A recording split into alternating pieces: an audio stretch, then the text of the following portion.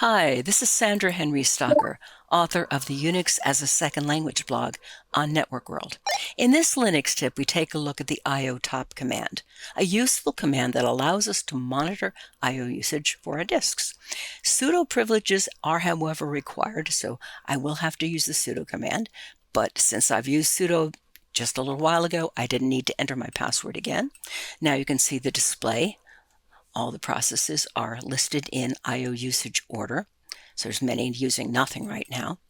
You can see up here, these numbers in top here keep changing.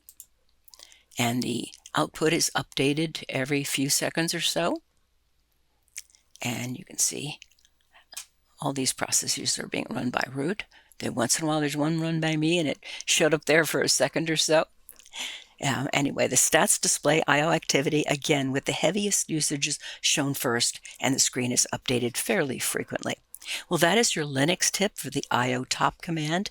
If you have questions or would like to suggest a topic, please add a comment below, and don't forget to subscribe to the InfoWorld channel on YouTube.